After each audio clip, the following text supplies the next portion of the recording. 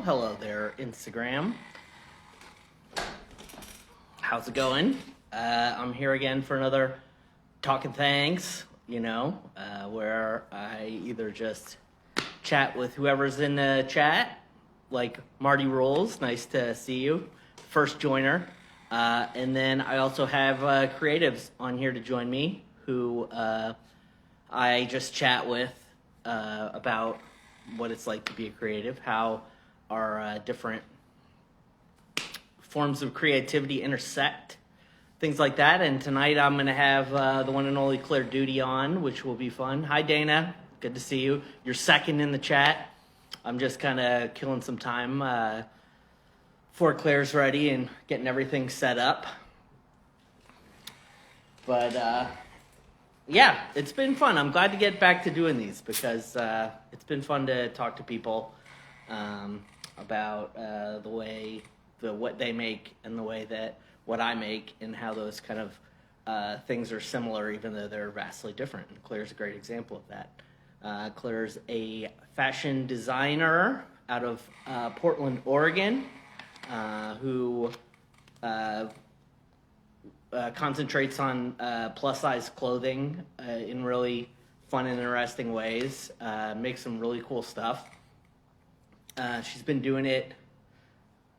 I'm pretty sure she was doing it before I started Two Thangs, and I'm pretty sure I looked at her as like inspiration. I think when you're thinking about starting your own business, it's kind of intimidating and scary. It doesn't feel like you can do it. It feels like that's what other people do.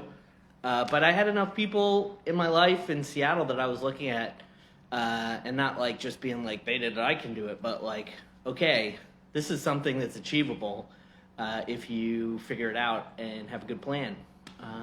And I'm about to come up on 6 years of Two Thangs, which is a pretty amazing milestone that I'll be hitting this year.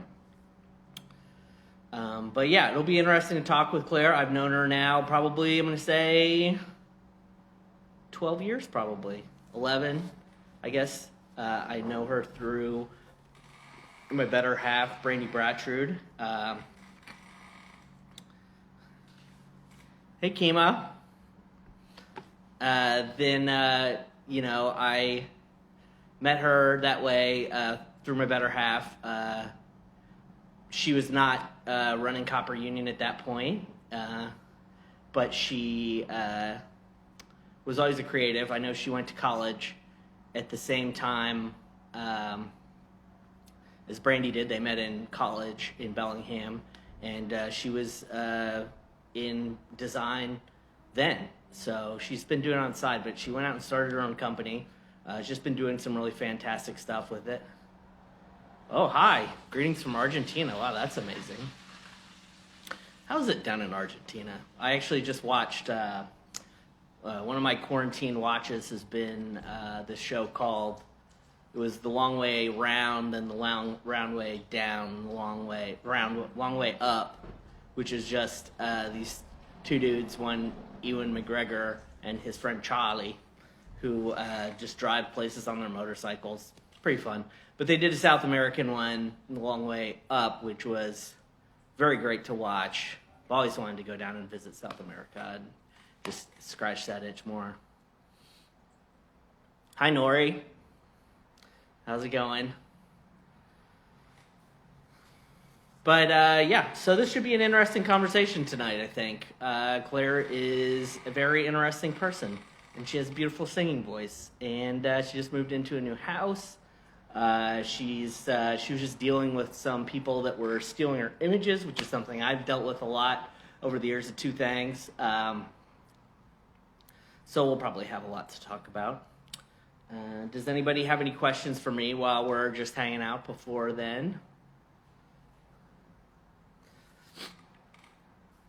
Let's see. I don't have any tacos tonight.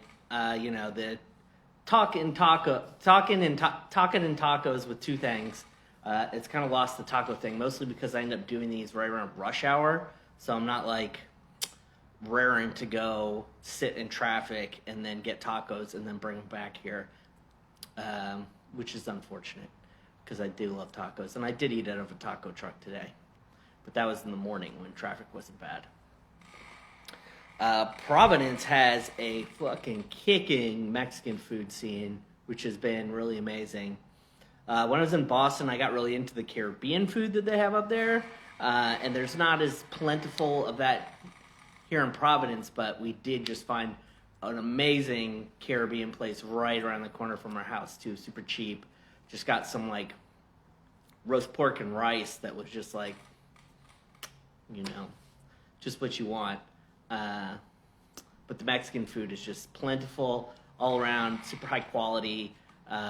Yeah, it's nice to have that access to that, because who can't go for a good torta or a burrito when you need it for like $8?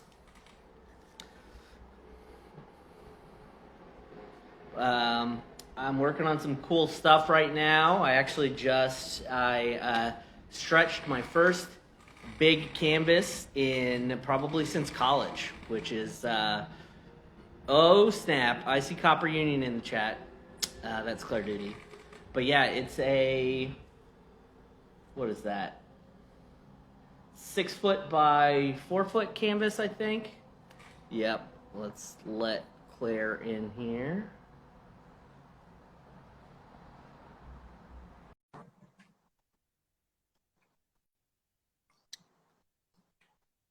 But oh, there she is. Hi, Claire Doody. Hi, Matthew. Let me get my volume up so I can hear your beautiful voice. Hi, friend. You look so professional. I mean, just like this much of me does. Don't go that way. Are you Donald Ducking it? Is that what you're trying to say? No, I'm not Donald Ducking it. I am wearing a full dress. Okay. Yeah. I guess that is a little bit different for women. You can't, a dress is Donald Ducking it in some way. I mean, there's other options, like, you know, things that I've done of like tucking my dress into my tights and then going into public. I guess actually there was one time that I Donald Ducked it. I put on tights and put on a shirt and forgot to put on a skirt and went outside. And went down the stairs in my apartment building. I was like, oh fuck. Went back up. Is this your new digs? It is. Wow. Yes. How are you loving it? I mean, it is getting there. I still have some more things I need to do and put away and find homes for, but you know, that's also like a process that'll take a year. Yeah, definitely. I mean, it'll take as much time until you'll get it organized and then you have to leave the place. That's how it always goes. Pretty much. It seems like it. We are still doing that, but I guess, I don't know, it's a lot more fun than I thought it would be to do that, to just be like, hey, you know, there's this weird space over here that no one knows what to do with. Let's do something really stupid there, you know, like, so I've been having fun with that. And your new house is a lot more square footage, right? It's... Or is it because it's flatter?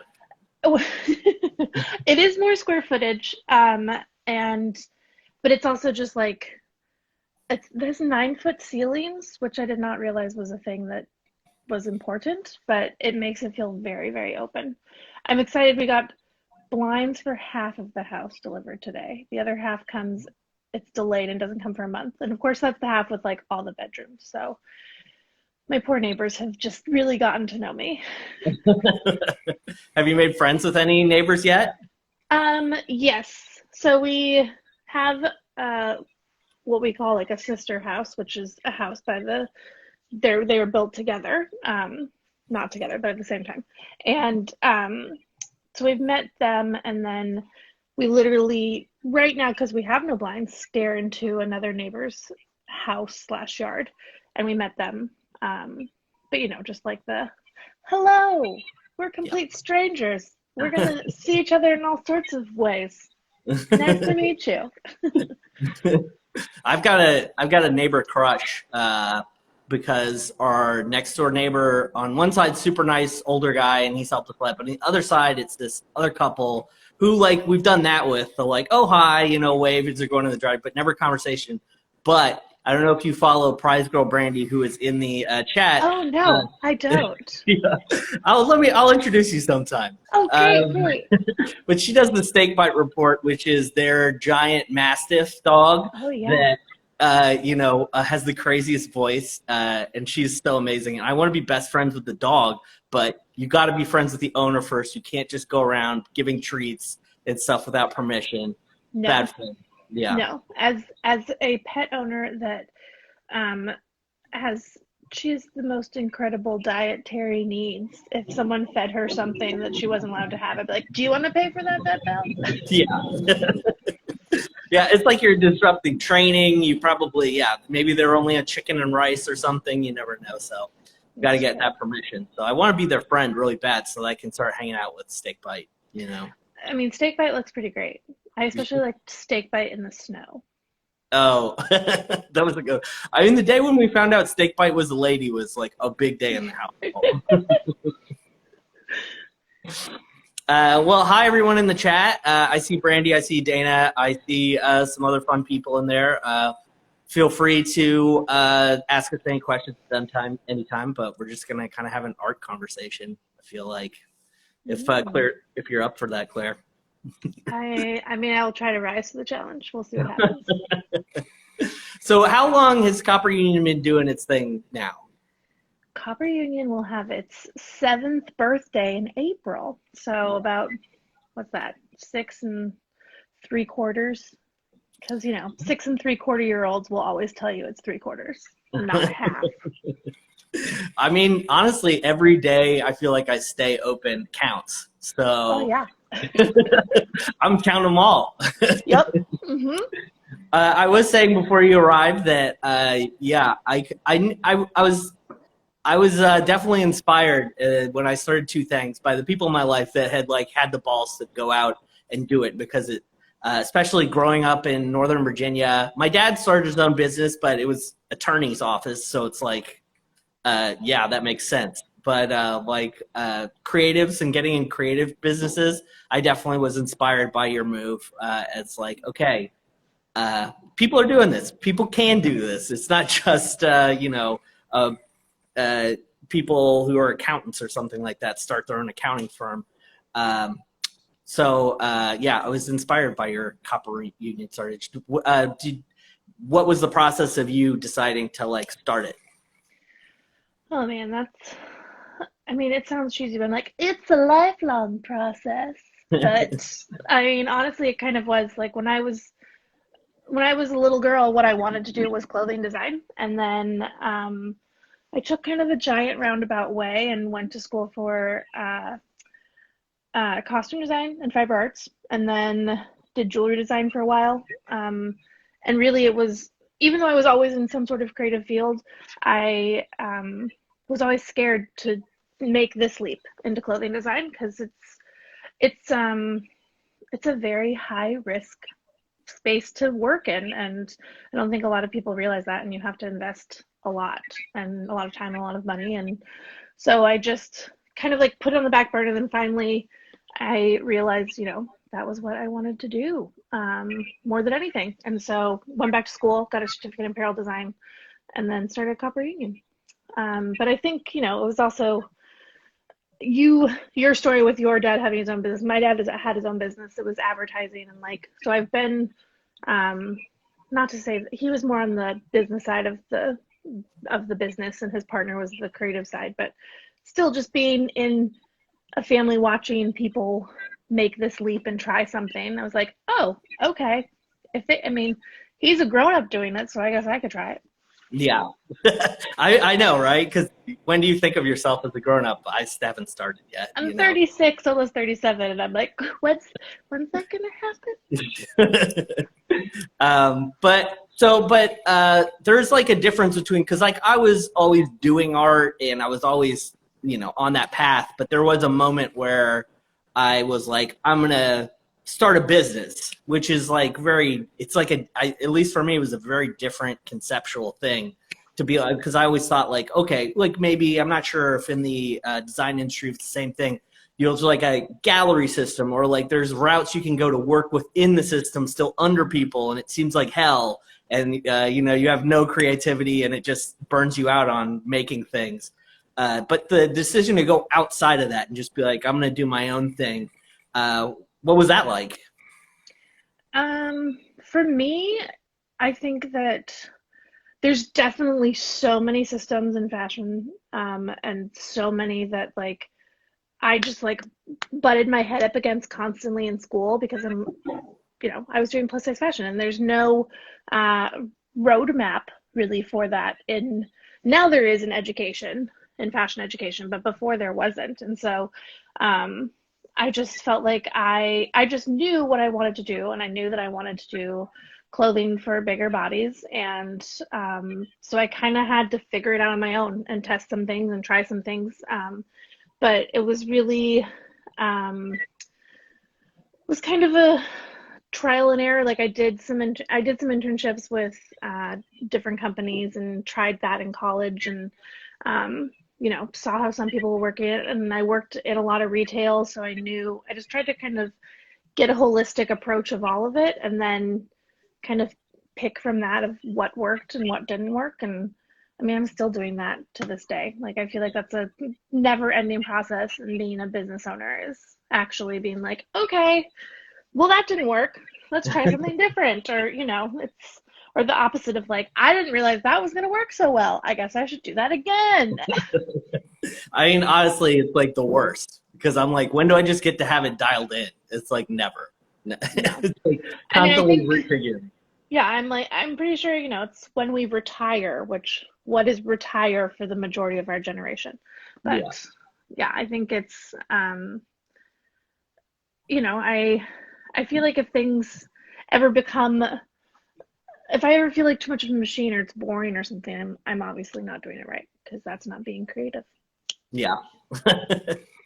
So, all right. Well, you've been doing this for 7 years. Like, where do you find that's a good question. Where do you find the inspiration for like the new push, to like, I've done this, I'm tweaking it or I'm taking it to the next level. Is it internal, external? Is it just like found this looks cool?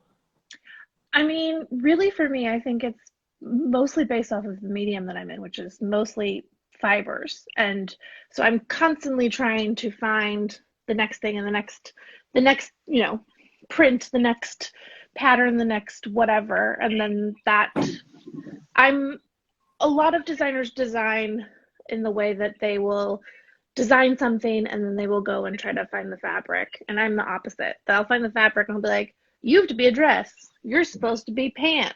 You are overalls. And so for me, I feel like it's uh it's a collaborative thing versus like what you have of like, well, if no one was actually, let's say you're just trying to paint something for yourself and by yourself, you have to start with literally a completely blank canvas and figure out where you want to go from there and, do all of that. And for me, it's like, I just walk into a store and there's just endless possibilities. Like in a fabric store, I can just get lost. So I kind of feel like that's probably the main one. And then also it's definitely internal because it's just something that I I I guess the only way I can like explain it was when I was going through chemo and I was talking to my therapist one time and I was just like, I'm not doing anything, I'm not creating stuff, and I just literally was like, fuck, this is it. Like, I was very sick, but I also felt like I was like dying inside. And then I was like, oh, it's because I'm not making things, because that is literally what makes me tick. So I would say, like I said, internal and external. I mean, honestly, like that has been one of the nicest surprises about Two Thangs, is not having that blank canvas. Like, I am totally with you. I think it's so much better to take in what you see and react. From for you the patterns or the fabric that you find, or for me it's just whatever two dumb fuck things that people come up with. But like having that place and saying like, how do I make this more interesting? How do I make this mine? How do I make this how do I really work on this is like, it's so much better than just banging your head against the wall. And then when, maybe once a year I'll do a painting that's not drawn from outside, but it's internal. but it's like way better. I get that experience too rarely, so that I have stuff built up in my head that I'm like, okay. Exactly. Yeah. Yeah. Well, if you ever do just wandering the halls of the fabric store and you just come upon that fabric that inspires you for the, plus size James Brown onesie jumpsuit, I'm your guy. I'm ready. Okay. I'm ready for it. Okay. I mean, when I can actually like go into fabric stores again and go to LA, we can make this happen. I'm waiting for that to come back, like the zip up fashion that just doesn't ever happen. The speed suit or Oh my the God. jumpsuit. I'm like, I would do it all the time. You have to talk to Abel then because he literally the other day said, I'm just, maybe I'm just going to make the speed suit transition. He's talked about it multiple times. He also has multiple lab coats. Granted, I did make him one, but it was for a costume. But yeah, I'm pretty sure he's working right now, so he's probably not here, but he loves the speed suit. And I guarantee before the end of his life, we'll transition into those solely. They're amazing. I mean, honestly, it's like halfway in between. Yes and no, not for every day. Let's have some variety. Let's like spice it up a little bit. I can't just speed suit all the time. Oh man, Brandy, what the hell is a speed suit? Like a onesie, like a coverall. But it has like a nice 70s collar to it. Mm-hmm. Yeah. It's like, what you think of like a handsome, rugged fella fixing your car in the desert would wear. I think I got the Elvis jumpsuits kind of as a gag for just costuming and stuff like that, and I loved wearing them so much that I was all in on that sort of on that style. It's pretty great because it's like you don't actually have to think about it. You just put it on. That's what I love about dresses. I'm like, I just put on one item and I look like I'm put together. Yeah. You just put on one speed suit, you're ready to go. No worrying about your pants falling down. No worrying about anything. You just know you look to the nines. Exactly.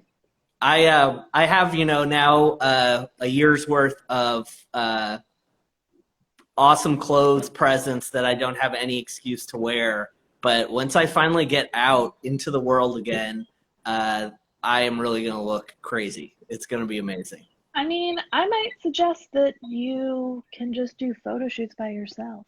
You did. City. I did. It's not the same. You want to walk down the street. When I walk down the street in my like Leroy's suit, like people are like, "Hey man, you look good." Mm-hmm. I like that validation. I like to show. There's a place, I'm forgetting the name right. Oh no, Hot Sam's. It's in Detroit. And it has actually survived the pandemic because I saw a news story about it recently.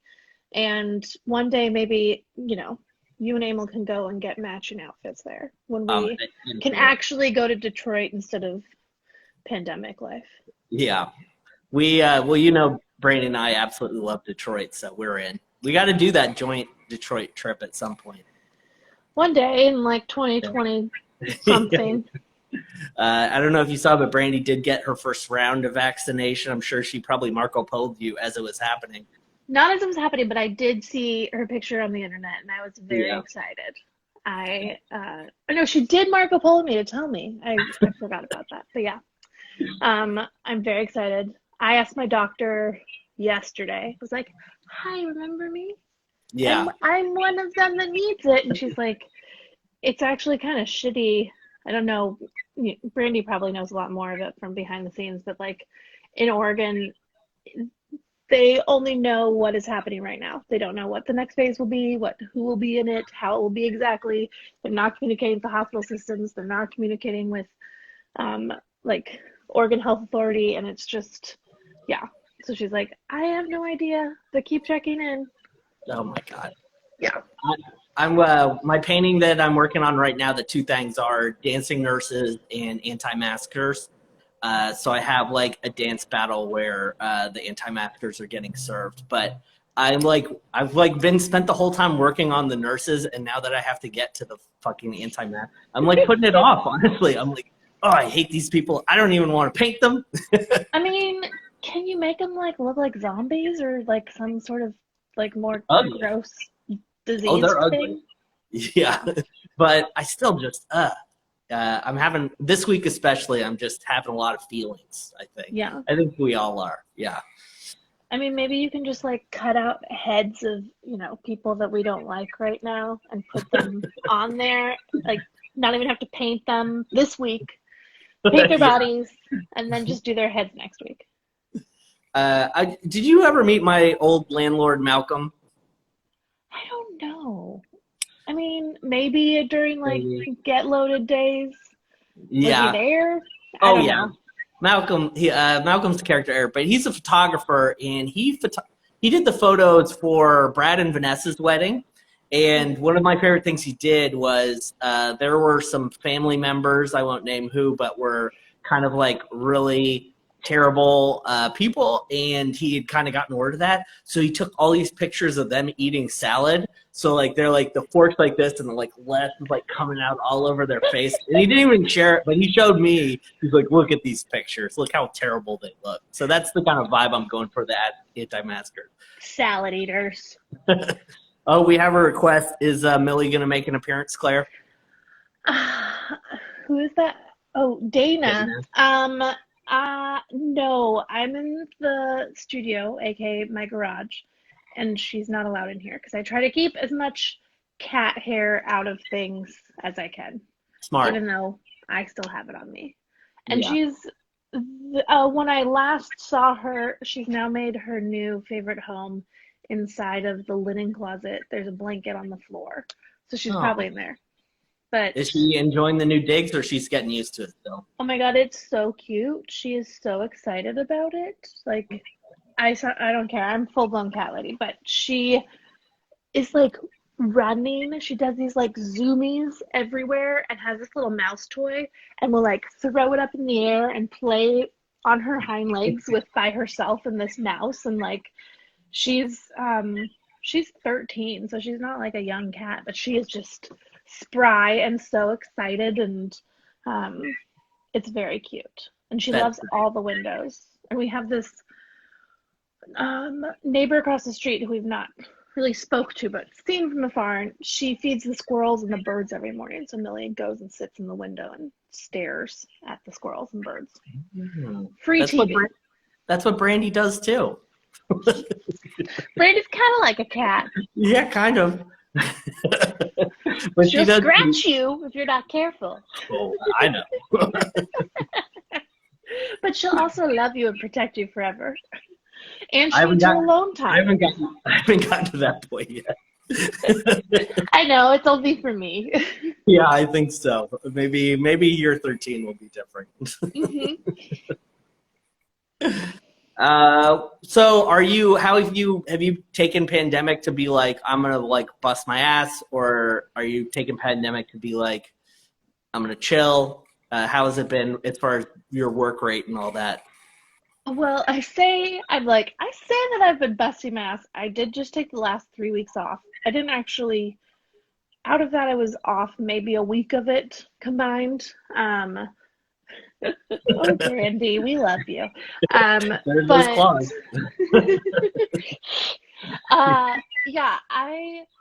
So when pandemic first hit, I had to stop everything because I couldn't work out of my studio space because it's a shared space and I can't be in shared ventilation with others. And also at the beginning of this, we had no idea what was happening. We didn't know what was going on. And so my doctor was just like, nope, lockdown. And so it just was, I didn't know what to do. And then I started my mom kept bugging me about masks. And I first was like, I started a volunteer mask Facebook group in Portland with this doctor's wife. And then it went from like, I joined it when there was 13 people, and then it went to like 7,000. And then I was like, okay. And ended up having just kind of be like, and now I need to exit because I need to figure out what to do with my life because I can't do this full time. And then at that point, my mom was like, what about masks for, like, can I order some for my friends? And so then I started making masks for my family and friends. And then it just kind of blew up from there. And then because it just felt weird to monetize um, anything, excuse me, anything about this pandemic. But at the same time, I had a mindset change. I was like, actually, I'm protecting people and I'm helping people stay safe. So why wouldn't I do this? Um, Also, and it's a part of life now. That's what I came Mhm. around to. I was the same way. I was like, this feels kind of icky or weird. And then I was like, I don't think masks are just going to go away even once this happens. Now, if I have a cold or Yep. feel weird, I'm going to wear a mask if I go out in public. And I don't think people are going to, which is what people in Asia did when I visited there like 20 years Totally. ago. Yeah. I think it's a way better thing to do. Yeah. I've talked to numerous friends in the medical field who are like, masks are going nowhere. Like, Yeah. the amount that we have to wear them will decrease, but like they're in our lives forever. So, um, but yeah, I started doing that, and then because I couldn't work with my production sewers because I couldn't go into their space, and then I talked to, every as we learned more about everything, I would talk to my doctor more, and um, she was comfortable with me starting to work with my production sewer towards the end of summer, and so then I started doing that, and then it was just like this fucking giant rolling rock down a hill of just like um I definitely feel like I was not keeping up, but I was keeping up, but it also was just like there was just so much. And I'm very fortunate. I feel very fortunate that, people are wanting to support my business and wanting to buy things during this time. And I have a lot of friends that their businesses have not survived or their businesses are barely surviving. And so it's a weird, complicated feeling of like I literally had my best year ever in 2020, Wow. That's great. and it's super great, but it also is super weird to be like, and I can name so many people that lost their businesses in 2020, and um, it's just yeah, it's a complicated thing. But I have not stopped until these last 3 weeks, and I'm trying to be. And it was great because I've never actually taken off time in January before, and January is always really slow for me notoriously because people just bought Christmas things or Same here. holidays, and so it's just usually dead. And so I talked about it for months. I was like, okay, I'm gonna do this, I'm gonna take 3 weeks off, I'm gonna do this, I'm gonna do this. And then it came up that we were gonna move within that time, so it definitely shifted it. But you know I just have some box roommates for a little bit longer. I think that's honestly that is the one thing that about small business I think that gets lost because people say that stuff like do what you love and you'll never work another day in your life, something like that. But Oh it's my like god. Yeah. so untrue and ridiculous. It's like it's the opposite, do what you love and you'll work constantly every day, every night. You never can turn it off. So I Oh yeah. think when we have those things that actually force us to turn it off, it's so necessary. And it's so hard now being in quarantine because it's like, even when I say, okay, I'm taking an easy day, it's like when that email comes in or, whatever, Totally. you gotta do it, bro. You're just gonna sit on the couch thinking about it. So Oh yeah. Yeah. I even this time around I put up an announcement bar in my shop being like, I'm going to be closed. But then I even told myself that I was going to completely shut down orders on my site. And I totally forgot to do that. So then I started getting them, and then I got stressed out, and then I was like, oh no, I can't now close it because what if someone's going to come back and I just, I'm like, yeah. it's fine. It literally says that there. Everyone will survive. I'm not handing out like blood transfusions. It's just sweatpants, overalls, and it will be okay.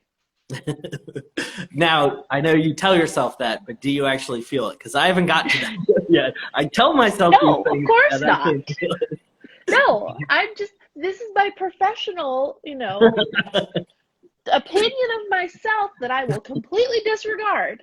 it. I know. I feel like when I actually have a thing, like when we drove across country to move out to Boston, it was so nice to have those weeks of that, where it's like you're forced to take it easy and not think about things and just focus on being in the moment. I miss stuff like that a lot because feeling cooped all the time. Brandy's calling us out. Yeah, that's her role in this chat. I will say Dana earlier did compliment the Copper Union masks. I have to also say I love my Copper Union mask. That's my mask that I wear. So you did a great job with those. Well, thank you. Yeah. Also, we did shop Copper Union for Christmas. I did go 100% independent. I only cheated on one person who I gave cash to because they just wanted like really non-independent stuff. But both of these scarves were a huge hit in my family. Good. I'm glad to hear it. Yeah. I was excited about this year's. I do scarves every year, but this year was 100% of like my waste fabric. And so it was things that like end of bolt that wasn't enough to make something out of, or something that didn't work for one project or was a sample or something. And so it was nice to actually be able to use those all up, because sometimes I'll just end up buying fabric for it, and like, which is not bad, but I just nerd out and get excited when I can use all my fabric. Hi, Katie. Oh, you got a friend? Yeah, it's Katie Yates, little hard eyes.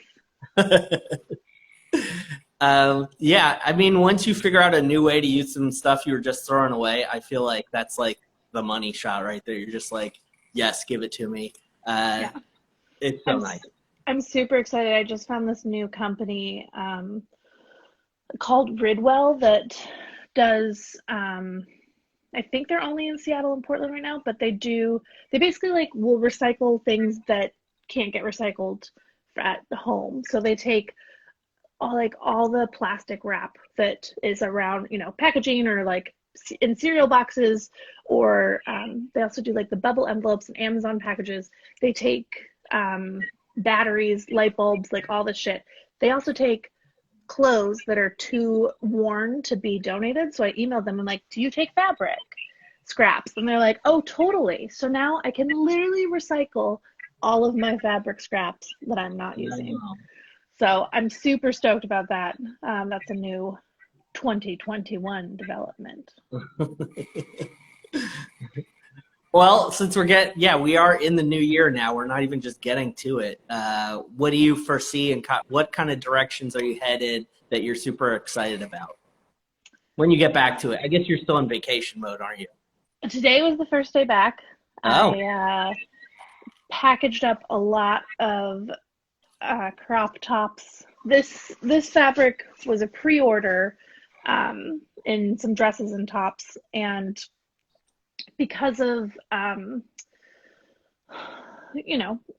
Christmas, moving, life, and my production sewer having to take time off, and just like schedules not interacting, they took longer than I anticipated. But basically I had a bunch of orders to ship out today to people, so it's a nice first day back to make everyone really happy, because they get an email with the tracking number when it's created. And so I'm like, hey, at least I can like make like 45 people excited today. I know. I'm sure you too. Just been dealing with weeks upon weeks now of angry emails because the USPS is so fucked. Oh yeah, I have one customer who, she ordered in early November and she received it 2 days ago. It was So 2 day. bad. It was 2-day shipping. And then I had a friend, I don't know if you caught it, I put it on Instagram. One of my really good girlfriends who lives in Colorado ordered sweatpants, overalls, and a scarf on December like 3rd, like the very beginning of December. And she got it on New Year's Eve, but it was empty. The package was completely ripped open. There was nothing inside of it. And they said there was a sticker on being like, item might be missing. And it was like, no, all items are missing. And it was, again, 2-day shipping, and it took like, almost a month. And I feel horrible because I'm like, I'm not blaming them at all, but at the same time, like, now I'm having to go chase down all these packages, and I'm having to try to, like, it's the hard thing of, like, I always pick the 2-day express because then that has insurance, but at the same time, even with insurance, like, we don't ever make, we're losing money either Yeah. way. Excuse me. And when you have to like reship it, and with new stuff, not only are you losing the product, you're losing the money it costs to send it again, because it's not like they're like, oh, well, you get this for free. No, you got to pay again. There's no one to go to be like, where's like, I like the USPS a lot. This year was so bad. It was the worst. It was the worst. It was, yeah, and I have 2 international packages that are still floating around, Oh, and I have no idea where, and like those are even harder because, like, yeah. tracking on that is a joke because it's like, well, it cleared customs, so it's in your country, so I legally and literally can't do anything. I know. I saw one in my like queue on Go Shippo. You look at the orders, and you can see where everything's at. I nerd out about those Go Shippo things. It's my favorite. I'm like, ooh, how many miles did my packages go? Oh, tell me. What's your biggest? I just got 27,000 for December miles. I mean, I'm gonna tell you, there was one day in December that I did like over 11,000 miles in that day. Wow. But I also have, like, I send out a lot more product than you do because I have smaller price points and smaller products. So there's days that, in December, that there was one day in December I had 5 IKEA bags. Granted, Yeah. that was like at the end of, it was multiple days shipping, but still it was, I'm very grateful I had that many, but also it was just like I became real good friends with everyone at the post office. Now I have a new post office that I'll be going to I know. tomorrow, and I'm excited to see what they're. I like making post office friends. I try my best. Yep. Yeah, especially because in December it was just, I mean, everyone was mailing packages, and everyone was so grumpy about it, like all the customers. And I go there I have a printer and do prepaid shipping, and I just go in there just to put them in the bin. And I would just get like the dirtiest looks from people because they thought that I was cutting them in line. And then I always would love when one of the people would be like, oh, hey, one of the post workers would be like, oh, hey, to me. And I'm like, yep, see, everything's fine here. Yeah, that's the best. Yeah. Oh, hey, you remember me? Yeah. Mm-hmm. I'm in here a lot. Yep. I'm special. Mm-hmm. I just really like to give you my money and then have you not actually follow through. I know. Oh man, and it's the worst is that all the postal workers are like doing their best in bad circumstances. Yeah. I went in there. There was like, was it the 18th was the last day technically you could mail something, regular mail, and it's supposed to get there by Christmas, which obviously happened for 0% of that stuff. But I went in there the busiest day, sat through the line, got to the front in our post office in Providence. There was one lady working not just the counter, all the stuff in the back. She was the only one there. Oh and my she God. said for 3 days she had been working straight, open to close, and she was the only one, probably because everyone else was out with COVID. And she was just like, she's like, she's like, I don't know what to do. I'm just throwing stuff in piles because she doesn't have any time to do any of the back stuff because there's nobody there besides her. And a giant ass line of people out the door. I was like, oh man, I feel so bad for the postal workers. They did the best that they could under horrible circumstances. Yeah. Yeah. So yeah, it's been a weird year for small business. You could say that 10,000 times. I'm glad. Well, yeah, I do feel like there's like some survivor's remorse, with your business getting through to this date when you see so many other ones, like some places that were institutions that have closed their doors because there's nothing they can do. And I mean, the PPP was such a failed thing for small business, as we're finding out with all the statistics. All the money went to bigger places with teams of attorneys that could just lie their way through the paperwork. So it's weird. I scraped and clawed my way through without any conventions or anything. and I haven't done my numbers yet, but I'm guessing it's probably going to be down. But I made it, and I feel good, and I got at least like next month's rent in the bank. So, I mean, that's where I'm always at. That's all that matters for right now. Yeah, I can sleep easy a little bit right now until next month. Yeah. But yeah, it's been strange. For sure. It's definitely been a strange year. And I think that honestly, we're in for another one. Not Yeah. to be a whap whap, but like shit's not Oh, going back to normal. Like I was very glad that it was 2021. I was very glad that we had something, new to look forward to. But at the same time, you know, yeah. what what has changed since December 30th? I mean, let's not actually go into that because a lot. But You know, yeah. just a few It's things. we're choosing to believe that we're just dealing with the leftovers from 2020, all the stuff that Sure. came from it, and it's soon enough we'll have a clear day. But I mean, yeah, the convention scene is starting to roll again. I just saw one of the big ones in Vegas is opening their doors because Vegas doesn't give a fuck.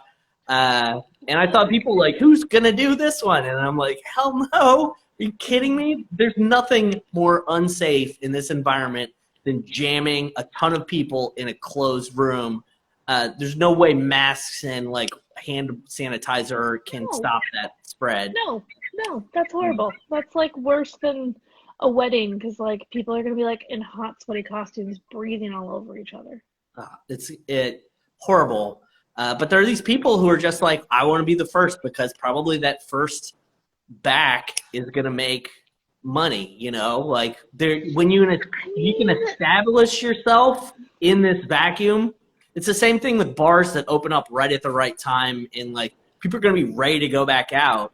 And there is a subsection right now of people who are just doing it anyway, who are horrible. When the people that would go to that convention, I definitely don't want to be around. Yeah, for sure. Yeah. I still got a convention. The Boston Tattoo Convention wouldn't give us a refund, so I've still got that in the book technically in September, but I'm really doubtful. I mean, who knows? Hopefully in September there'll be some improvements around things, but I don't feel like, yeah, I was talking to a friend about, we were talking about travel, and I'm like, I have no idea when I'm going to feel safe to travel internationally again. Like, Yeah. that's a one that, I mean, granted, like, I'm pretty sure we're still banned from everywhere, but I feel like that's like a litmus test for me is just when does that happen and how? Because not that I have like grand international travel plans, but Yeah. it also would be nice to know that I could go somewhere. My friend Courtney, he's like lives in Philly and also in Spain, and his family's over in Spain a lot of the time, and he kind of like just switches back and forth. And I actually should ask him about that, how he's doing that, because I'm pretty sure there's no fly, but his family's over there, so he must have some sort of a magic carpet. Maybe that's what he takes there. Or I mean, maybe they're just like they're saying that, but if you just go to the border and you're like, let me in, they're like, okay. I mean, maybe he has dual citizenship and he just flashes one passport or the other. I don't know. Maybe he has fake passport. That would be awesome. Maybe he's the new James Bond. Yeah, I don't know when it's gonna feel. It's definitely gonna take a while to feel anything. I mean, it's never gonna be the same, but it's definitely gonna feel weird with the PTSD that's gonna come with all this. When I go out and I'm in a crowded place, I'm like, oh shit, like I need to get out of here.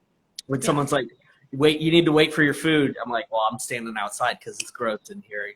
I feel like that's gonna hang on. That feeling and anxiety is gonna hang on for a while. Oh yeah, I think that is unfortunately here for a very long time. Yeah. I am a little bit better about it because I had to be so careful and because we were like basically indoors the first, I think it was 69 days. it was really hard at first, but now I'm like, okay, I understand that like if I'm careful and I do these things, I can I've like we do very, very brief trips through one grocery store that is being very careful and very safe and limiting the number of people and wiping everything down, and like you can visually see that they're making smart choices. But beyond that, like I said, like I so desperately want to go to LA to go buy fabric, and I'm like, I have no idea when I can do that again. Like I Yeah. have no idea when I would feel the idea of staying in a hotel like literally makes me like want to crawl out of my skin. It feels so gross. Which I know it's fine, but like Yeah. I can't, I'm like, how many shared ventilation systems are in a hotel? Like I can't do that. And um, there's hotels are gross anyways.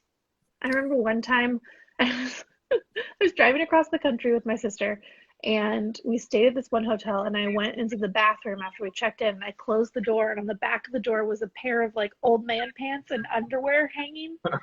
And I was just like, we need to get the fuck out of here. Like tiny whiteys. Yeah. And I was like, okay, either you didn't clean this room or you did and you just like didn't even think to like, but gross. No. Yeah. I'm exiting immediately.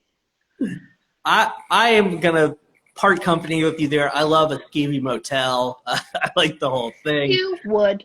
Yeah, it's amazing. One of Brandy and I first New Year's Eves, we got a room at La Hacienda, which is down in Georgetown, and we went to this weird science party that was like a few blocks away, and there was a straight up like Harley Davidson, not like Hell's Angels like party happening in the motel on the bottom level that Brandy wanted to go to, and I'm like, nope, kibosh, we're going to this weird science party, but this party full of biker dudes, like old biker dudes, I'm not interested.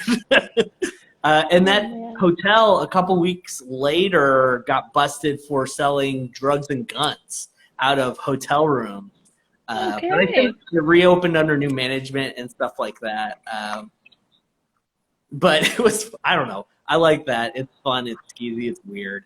I mean, I'm into like, yeah, no, I can't get on that level. I'm into like kitsch and weird and like, like that one hotel in, I think Montana, or no, there's one in Montana. The one that you went to that had like the champagne glass. Oh, and that's in Pennsylvania. That's in Pennsylvania. There's one in Montana that has like a mermaid shell. But I think did Brandy go to that one? But anyways, it's those kind of kitsch, weird, skeezy I can do, but like scary gun drug hotels, not for me. Too much anxiety, not for me. It's I don't know, it's kind of like a dive bar. If you keep to yourself, nobody's really going to bother you, but at the same point, you might get bed bugs. Yeah, you might get bed bugs. I don't want bed bugs, and I'm not good at keeping to myself. It was actually probably more utility, but it was fun to stay there. And then I recommended it to a bunch of traveling dodgeball players to stay at. And the next year, they put like a whole big thing on Facebook about how dare someone say it was okay to stay in that motel. They were very upset that I'd recommended that was fine. So what do I know? Yeah, what do I know? Yeah, it's gonna be weird, but I'm still ready to travel after. I mean, our first years in Boston were all travel. Me or Brandy was gone almost every weekend at a show or something, and I probably needed a break, but I don't know. I'm still ready. I've had enough of the break. Exactly. I needed one, and I'm done. But also over the summer, I had to drive down to South Carolina to get help my sister move into college because I didn't want my dad to do any of that. And I did traveling for that where it was mostly long drives, but honestly, it's not fun because you can't go do weird stuff, and you feel weird if you see a restaurant that looks good and it's like people eating in there and you're like, no, I'm not going to go in there and eat, So it's not fun yet, but hopefully someday it will be. One day. One day. So you had your images stolen this week. I yelled at those people online, but go ahead and tell people what that was. What were they even doing? So I'm still not even completely sure. They were trying to claim that they were, um, what they wanted to do was have the cart go to my website, but they were on a Shopify site, and you cannot be on a Shopify site if you're not selling something. And Yeah. so it was just like so complicated, and they were doing it to multiple designers, and they had actually sent me an email in September being like, hey, let's hop on a call. Like, we'd love to blah, blah, blah, blah, blah. And I just had ignored it, honestly, because I was like, I only do direct to customer. Like, I'm not participating in anything that you're doing, so I'm not going to respond to you. And then I got a message from my friend because another designer that she followed had found out that they were on the sites. Then when she was going and looking at that, she was like, wait, that's Claire's stuff. And so then I sent them an email basically being like, I'm going to pursue legal action if you do not take this down. Like, this is not okay. And, a bunch of other professional jargon. And I also filed a report with Spotify, or not Spotify, Shopify, and Yeah. they immediately basically took it down. But there was probably 10 or 15 designers on that site that it was happening to, and like I have no idea if they actually made any purchases because I don't have any record. Like, if they Yeah. did, it would have been a drop shipping site type of thing that they would have purchased it under their name. Like, I have no idea. I did not get screwed out of any money or anything, but it was just like a whole day of headache waste of my time. And then the next day, I got another message from another friend saying that they were using my photos on a Argentinian diet weight loss Uh, site, and it's I guess that once they're out there, it's so hard to rein it in. yeah, and it's just like that makes me even more mad because it was pictures of models in my clothing it was for Portland Monthly, which is a magazine here in town, and it was, so I didn't even take the pictures. Somebody else did. I didn't even have the rights to them. They were just wearing my clothes. But it just sucks because I'm like, those models are not, they have not consented to being in a weight loss ad. Like, they Yeah. actually consented to be in like basically the opposite. And Uh, so it was just, yeah, it's frustrating, but it also is something that, like, I can't spend that much time or energy on because it's going to continually happen. And unfortunately, due to like copyright laws and how, unconcerned people really are for them, it's, it's something I will deal with always in my business. And I would yeah. assume same goes, excuse me, for you. Yeah. And it's funny because I actually deal with it on both sides, where I've had people steal my paintings and sell them on shirts and stuff like that. I've had to take it down. And then I've had like people that I painted, or it's not ever actually the people that I paint, but like someone who owns the rights to something that's in my painting. They're saying like they file a complaint with Etsy or whoever, and Etsy doesn't ever look into it or anything. They just automatically take stuff down.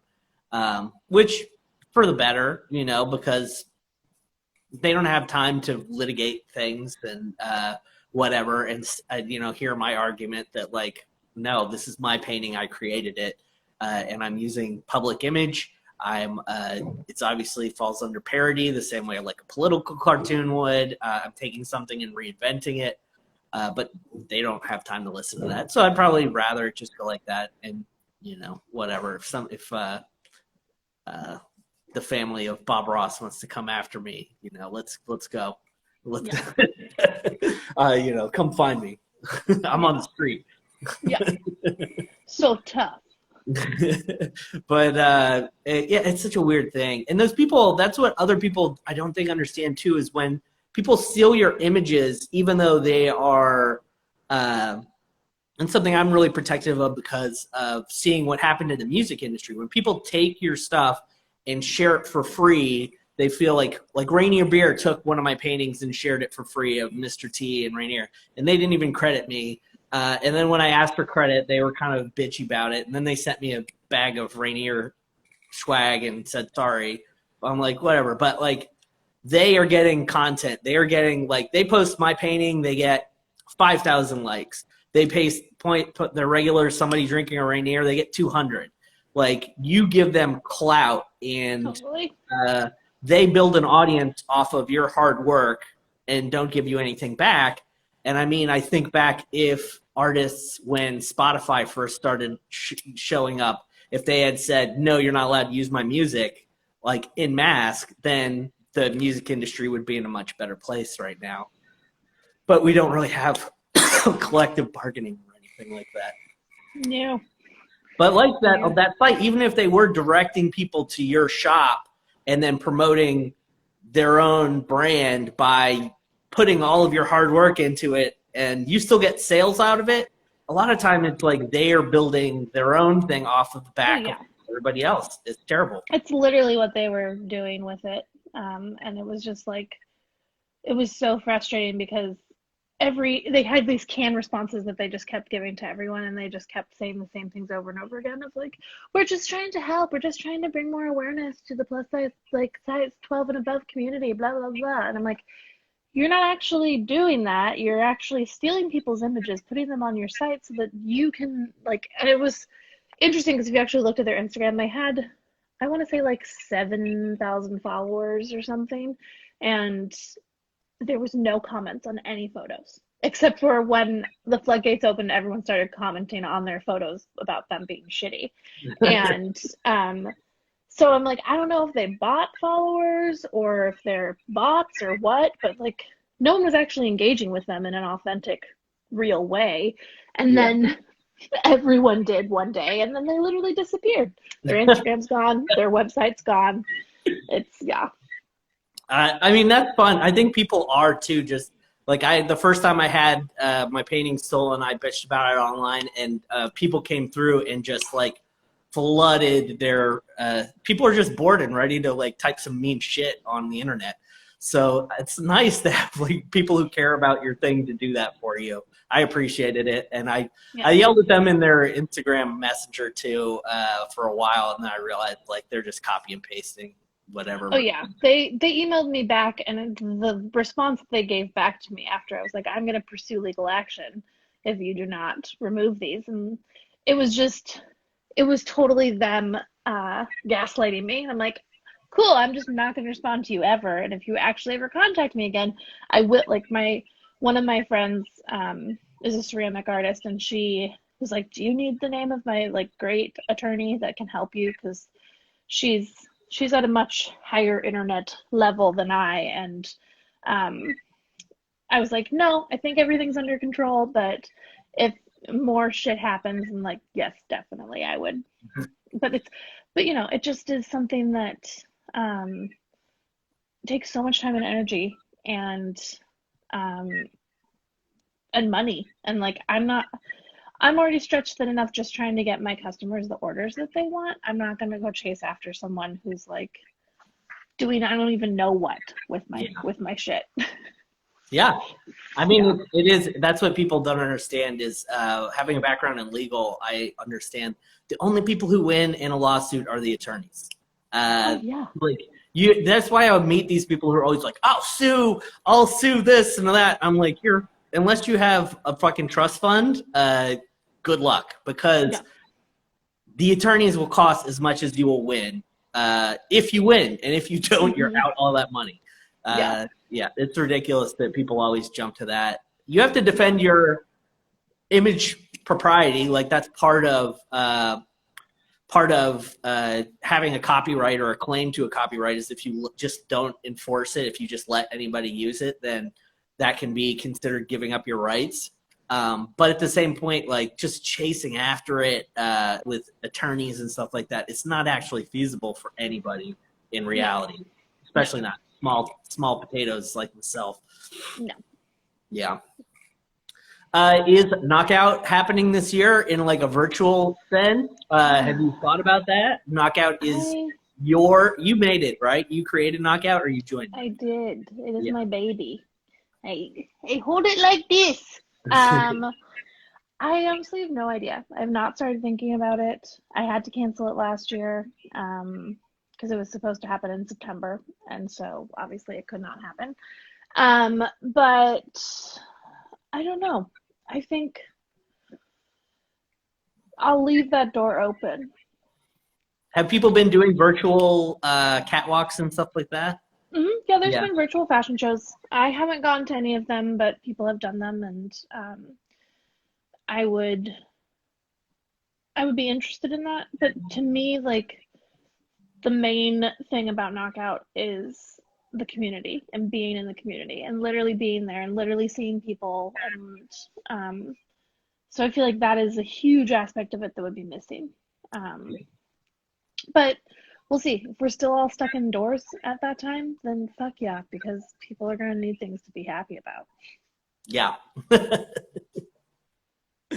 That's it exactly, you know. Yeah. Does your passion for your work come from a place of like making the world better? Is that like kind of, do you feel that way with Copper Union, or do you just feel like I'm making stuff that I like? Um,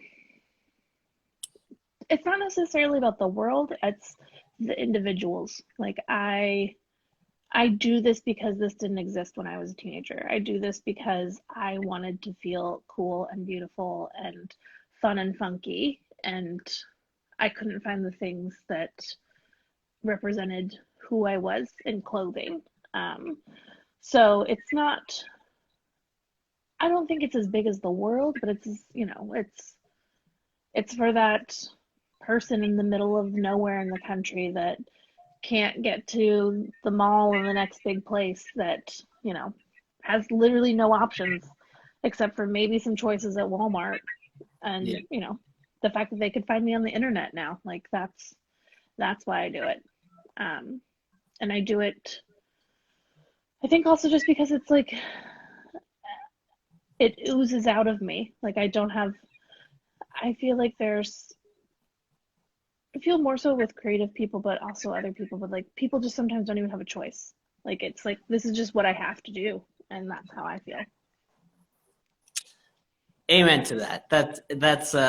That's exactly the best place to come from, I think. Because that's the kind of motivation that actually just never leaves you. Uh, you know, I've often said that I chose something to do that I knew that I would probably still do, even if I, didn't have to, because there's no retirement plan in art. So I'm okay with just doing this forever. If I get to make stupid painting till the day I die, I mean, I probably would anyway, even if I was just comfortable and had all the money in the world.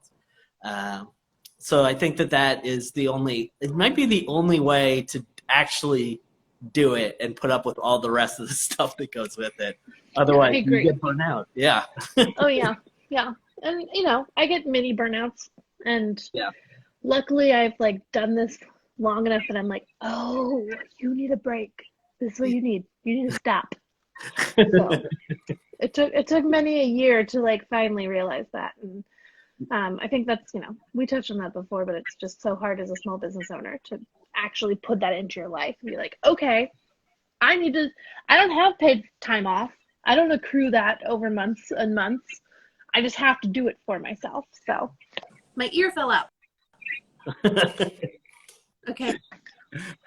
Well, all right, Claire. I think that I did this with Emmett, and my phone died before we finished, and it erased the whole thing. So I'm going to try and avoid that now. I think we found a good place to leave off. It's been a pleasure chatting with you about your creativity.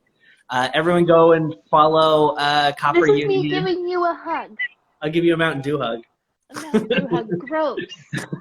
Extreme hugging. I want a Mexican Coke hug. Next time, definitely. But everyone go to Copper Union. What I've noticed with these is like people tune in and out, but they get a lot of views over the next couple weeks. So if you made it this far in the video, go check out Copper Union. Check out all their stuff. Check out the website. Go find them on Instagram, all that sort of stuff. And just appreciate the wonder that is Claire Doody. Oh, you want to sing a song on our way out? Oh, You got anything you've been working on, workshopping? I mean, I did sing a song the other day to my plants when I was misting them. Um, but of course now I'm being put on the spot. I can't remember it, but I'll sing you the song that I sing to Millie, and I'll see if you recognize the tune. For Okay. people that don't know, Millie's my cat. Wait, Are is you it the ready? theme song to Grimm? No, it's not. Your starring performance, your TV show that you started? Nope. My starring role. No, it's not that one. Okay. It's an old school one. Okay, you ready? Yeah. Millie, Millie, Millie, can't you see? Sometimes your meows just hypnotize me, and I just love your furry ways. That's all I have. It's been a pleasure, Claire. Have a fantastic rest of your night.